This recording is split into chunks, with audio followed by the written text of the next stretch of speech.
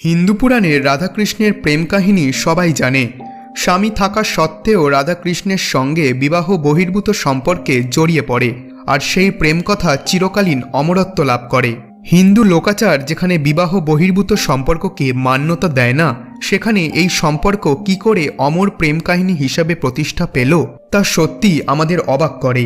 পুরাণ কথা অনুযায়ী কৃষ্ণ আসলে নারায়ণের একটি রূপ এবং রাধা লক্ষ্মীর রূপ। রাধাকৃষ্ণের প্রেম মানুষের সঙ্গে ভগবানের চিরকালীন প্রেমেরই একটি প্রতিচ্ছবি। রাধারূপী লক্ষ্মী যদি কৃষ্ণের সঙ্গিনী হতেই মর্তে অবতীর্ণ হয়েছিলেন, তবে কেন কৃষ্ণকে ছেড়ে আয়ানকে বিয়ে করেছিলেন তিনি? উপকথায় পাওয়া যায় যে আয়ানের আসল নাম অভিমন্যু। এই অভিমন্যু মহাভারতের অভিমন্যু নয়।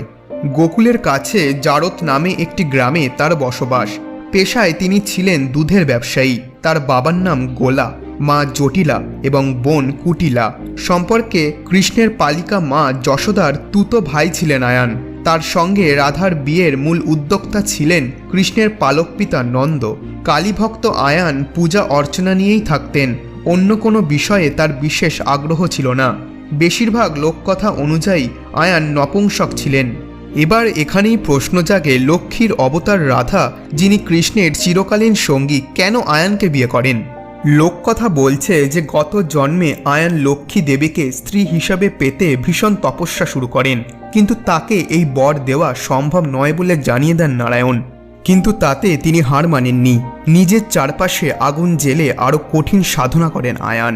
তখন বাধ্য হয়ে নারায়ণ তাকে বলেন যে পরের জন্মে তিনি রাধারূপী লক্ষ্মীকে স্ত্রী হিসেবে পাবেন, কিন্তু সেই জন্মে আয়ান নপুংসক হবেন বলে জানান নারায়ণ।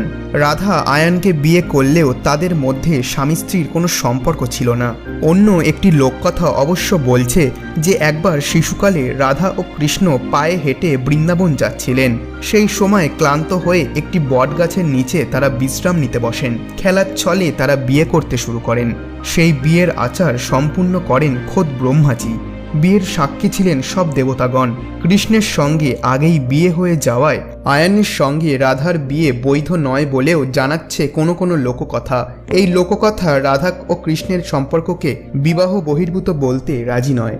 নারায়ণের দেওয়া সেই বরদানের কারণেই পরবর্তী জন্মে রাধা আয়ানকে বিবাহ করেন। তো বন্ধুরা, কেমন লাগলো এই ছোট্ট ভিডিওটি? আশা করছি ভিডিওটি আপনাদের ভালো লেগেছে। ভিডিওটি ভালো লেগে থাকলে ভিডিওটিতে লাইক করতে ভুলবেন না এবং পৌরাণিক সংক্রান্ত আরও রোমাঞ্চকর তথ্য পেতে সাবস্ক্রাইব করতে ভুলবেন না বন্ধুরা।